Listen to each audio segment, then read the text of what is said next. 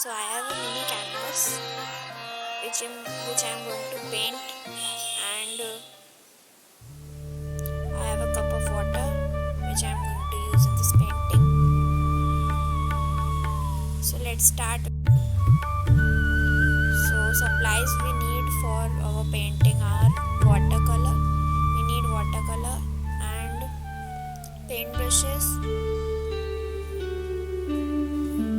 and we need some acrylic paints.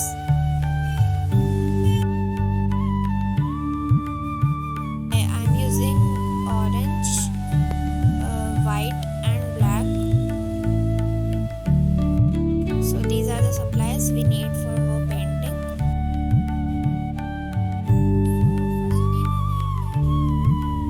Use some water and wet our canvas.